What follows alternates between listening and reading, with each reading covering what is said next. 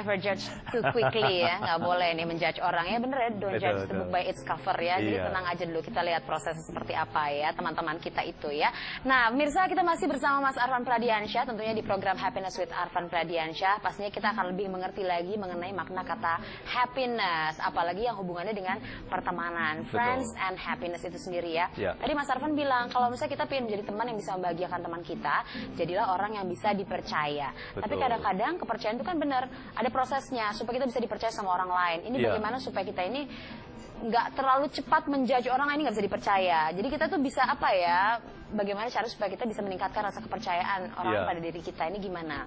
Ya, ini pertanyaan yang bagus ya. Jadi kepercayaan itu sayangnya gitu ya, tidak bisa diberi. Tapi kepercayaan itu harus diraih. Gitu ya. Jadi kita harus mengupayakan kepercayaan orang lain kepada kita gitu. Karena dasar dari sebuah hubungan yang baik adalah trust. Gitu ya. Begitu trustnya menurun, maka segala sesuatu jadi ribet gitu. Segala sesuatu cost-nya jadi mahal kalau kita tidak percaya pada orang lain. Pertanyaannya kalau begitu bagaimana caranya menjadi orang yang trustworthy, yang layak dipercaya? Very simple sebetulnya. Orang yang layak dipercaya adalah orang yang kata-kata dan perbuatannya sama. Itu dulu. Ya. Jadi syarat pertama itu, apa yang kita katakan, itulah apa yang kita lakukan. Yang kedua, orang yang layak dipercaya itu adalah orang yang ketika berjanji dia menepati. Gitu. Jadi tidak ingkar janji. Termasuk hal-hal yang sepele ya, misalnya nanti malam saya mau telepon gitu. Itu kan hal yang sepele ya. Ya kalau sudah janji nanti malam mau telepon, ya telepon dong gitu ya. Nanti malam saya mau BBM-an nih, lakukan dong gitu. Jangan karena menganggap itu hal yang kecil, kemudian nanti paling juga dia lupa. Gitu. Tadi saya udah janji mengundang, menelpon. Oh iya, oke, mari kita sambut kalau gitu ya. Iya. Bosan, nanti mari kita sambut. Dipercaya lagi. Iya kan? Ini sudah ada telepon kebetulan. Halo, dengan siapa di mana? Halo, dari Rian. Dengan Rian di mana, Mas? Di Bandung. Di Bandung, silakan Mas Rian pertanyaannya. Iya, Mas Arfan. Saya mau minta saran. Jadi gini, saya kan sekarang sudah menjalin hubungan dengan seorang wanita. Statusnya sih masih pacaran.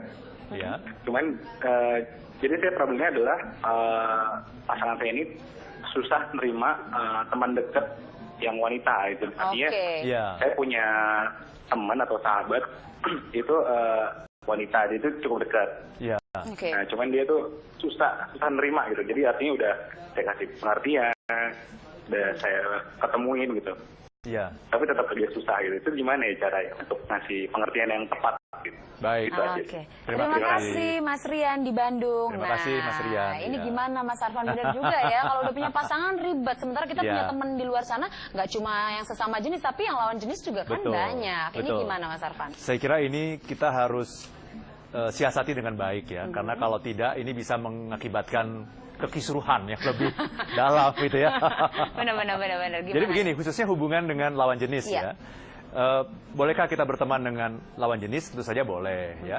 Tetapi kita harus ingat, apalagi kita sudah punya pasangan ya. Hubungan ini adalah hubungan pertemanan yang biasa. Ketika tadi kita membahas mengenai definisi teman tadi, betul, nggak ada tidak ada ya kaitan dengan asmara. Nomor 3 ya. itu tadi saya ingat. Iya, tidak ada kaitan dengan asmara gitu ya. Karena kalau sudah kaitannya ke sana, ini bukan lagi teman yang kita maksud ya, tapi sudah masuk ke level kekasih nanti. Bukan itu yang diinginkan begitu ya. Apalagi Anda sudah mempunyai pasangan. Gitu ya. Jadi saya kira kitalah yang bisa menjaga kepercayaan ini gitu. Ya, baik pasangan kita maupun kepercayaan kepada teman kita. Kalau misalnya tadi kasusnya pasangan memang susah banget percaya kalau misalnya nggak ada apa-apanya. Apakah memang kita harus mensiasatinya dengan ya tetap ketemuan dengan teman kita tanpa sepengetahuan pasangan, atau ya udah kita putus aja hubungan pertemanan dengan teman kita demi pasangan kita? Mending mana? Betul. Jadi nomor satu kita harus lihat bahwa kalau pasangan Anda seperti itu, kita harus bersyukur dulu. Tandanya pasangan kita itu begitu cinta sama kita. Mas Rian. Itu dulu. Bahwa kemudian dia memaknai cintanya seperti itu, kita harus memahami bahwa ya memang levelnya baru sampai di situ. Bahwa yang namanya cinta itu artinya pokoknya 100% perhatian kepada saya, nggak boleh punya teman yang lain. Gitu ya. Ya memang levelnya baru sampai situ, itu kita pahami. Tapi bahwa dia begitu mencintai saya, itu kita syukuri.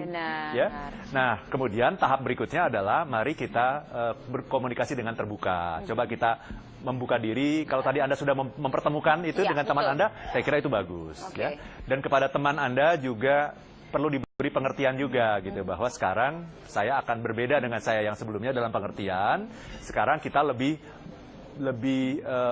tegas lagi dalam menjaga batas-batas pergaulan gitu, karena saya sudah menjadi ada pasangan mempunyai pasangan yang saya sudah betul-betul fully committed dengan pasangan saya. Fully committed loh. Bener kan? Fully committed kan? Sisanya adalah sebuah proses yang nanti akan kita lalui.